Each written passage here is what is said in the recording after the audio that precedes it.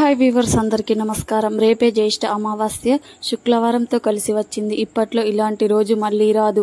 జ్యేష్ఠ అమావాస్యకే ఏరువాక అమావాస్య అనే పేరు. ఈసారి ఈ అమావాస్య శుక్రవారంతో కలిసి వచ్చింది. ఇలా శుక్రవారం అమావాస్య కలిసి వస్తే దానిని శుక్ల అమావాస్య అంటారు. ఇలా అమావాస్య రోజున చాలా మంది యోగులు ఎదురు చూస్తూ ఉంటారు. ప్రతి నెలలో పౌర్ణమి అమావాస్యలు సర్వసాధారణంగా వస్తూనే ఉంటాయి. కానీ కొన్ని ప్రత్యేకమైన శక్తులు కలిగిన అమావాస్యలు ఉంటాయి.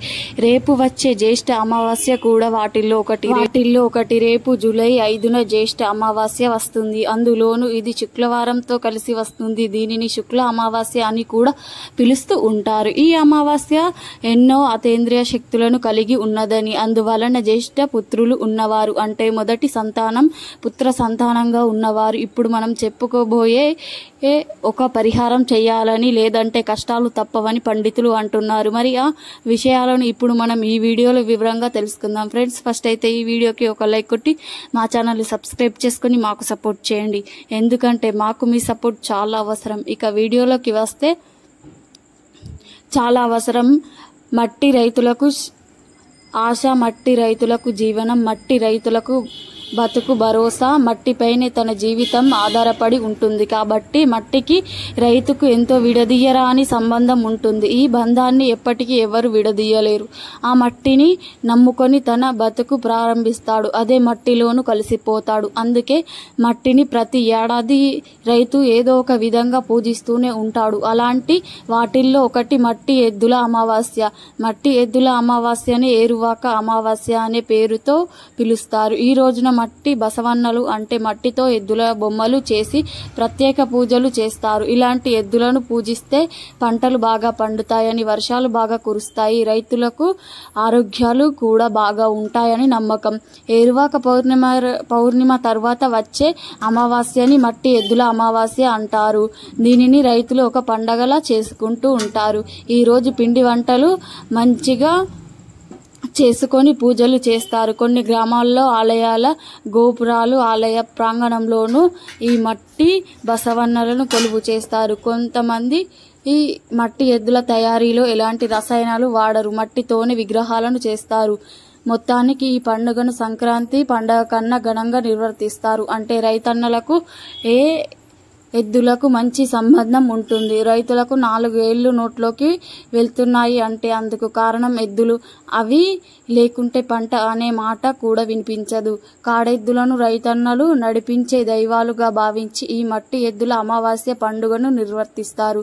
మొదటి సంతానం పుత్రుడు ఉన్నవారు, అలాగే ఒకే సంతానం కొడుకు ఉన్నవారు కూడా ఈ పరిహారం చేయాలని పండితులు సూచిస్తూ ఉన్నారు. ఇంట్లో మొదటిగా పుట్టిన సంతానం ఎవరైతే ఉంటారో వారిని జ్యేష్ఠులు అంటారు. అమ్మాయి అయినా అబ్బాయిలైనా సరే మొదటి సంతానాన్ని జ్యేష్ఠులు అంటారు. ముఖ్యంగా మొదటి సంతానం కొడుకులు ఉన్నవారు జ్యేష్ఠ అమావాస్య నాడు జ్యేష్ఠ బడి సంకల్పం చేసుకోవాలి. పెద్ద కొడుకు యొక్క శ్రేయస్సు కోరుకునే తల్లిదండ్రులు ఖచ్చితంగా జ్యేష్ఠ బలి సంకల్పాన్ని సంవత్సరానికి ఒక్కసారైనా సరే నిర్వర్తించాలి. ఈ జ్యేష్ఠ అమావాస్య రోజు జ్యేష్ఠ బలి జరిపించుకుంటే ఇంటి పెద్ద కొడుక్కి ఎటువంటి గండాలు రావని పండితుల ద్వారా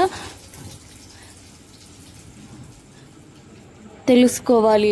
లేదు మాకు అంతా సోమత లేదు అనుకునేవారు అమావాస్య తర్వాత రోజున పూజలు నిర్వర్తించే సమయంలో ఆలయాన్ని దర్శించి మీ యొక్క మగ సంతానం పేరు మీద అభిషేకం చేయించుకొని కొబ్బరికాయ కొట్టించాలి. అమావాస్య తర్వాత రోజు ఈ పరిహారం చేయటం వలన అమావాస్య యొక్క చెడు ప్రభావం మీ మగ సంతానంపై పడకుండా ఉంటుంది. అలాగే ఈ అమావాస్య రోజున ఉదయాన్నే నిద్రలేచి కులదేవత మూలాన్ని పాలతో నీళ్లతో శుభ్రం చేసుకున్న తర్వాత గంగా కుంకుమాలతో అలంకరించి ఆ కులదేవతను ఉన్న మూలాన్ని మీ ఇంటిలో ఎన్ని గదుల్లో ఉంటే అన్ని గదుల్లో సాంబ్రాన్ని పొగతో తిప్పండి. తిప్పిన తర్వాత కులదేవత మూలాన్ని పూజ మందిరంలో ఉంచుకోండి.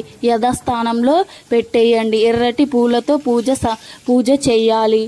ఇంట్లో ఉండే జ్యేష్ఠ దేవత అంటే దరిద్ర దేవత వెళ్ళిపోవాలని నమస్కారం చేసుకుంటూ ఐశ్వర్య లక్ష్మి ఇంట్లో అడుగు పెట్టాలని కోరుకుంటూ అమ్మవారికి బెల్లం పొంగలి నైవేద్యంగా పెట్టండి. ఇలా నివేదన చేసిన పూజించడం వలన జ్యేష్ఠ అమావాస్య రోజు కులదేవత అనుగ్రహం మీకు కలిగి ఈ విశేషమైన సంపద మీ ఇంట్లోకి వస్తుంది. దరిద్ర దేవత ఇంటి నుండి వెళ్ళిపోయి ఐశ్వర్య లక్ష్మి ఇంట్లో అడుగు పెడుతుంది. ఈ ప్రక్రియను అత్యంత భక్తిగా చేయాలి. నైవేద్యంగా పెట్టాలి. ప్రసాదాన్ని ఇంట్లో వారందరూ కూడా తినాలి, స్వీకరించాలి. జ్యేష్ఠ అమావాస్య రోజు చేసే కుల దేవత ఆదరణ విశిష్టమైన ఫలితాలను ఇస్తుంది. అమావాస్య రోజు ఇలా చేయటం వలన విశేషమైన ఐశ్వర్యం కలుగుతుంది కనుక రేపు వచ్చే జ్యేష్ఠ అమావాస్య రోజు అందరూ కూడా ఈ నియమాలను పాటించండి. ముఖ్యంగా జ్యేష్ఠ పుత్రుడు ఉన్నవారు కూడా ఇప్పుడు మనం చెప్పుకున్న విధంగా చేసి ఆ కుమారుని మంచి జరిగేలా చూసుకోండి, శుభ ఫలితాలను పొందండి. మరి విన్నారు కదా, మీరు కూడా చేసి అమావాస్య రోజు ఇప్పుడు మనం చెప్పుకున్న విధంగా చేసి శుభ ఫలితాలను పొందండి. మా వీడియో నచ్చితే లైక్ చేయండి, షేర్ చేయండి, అలాగే మా ఛానల్ని సబ్స్క్రైబ్ చేసుకోండి. మీ అందరికీ ధన్యవాదములు.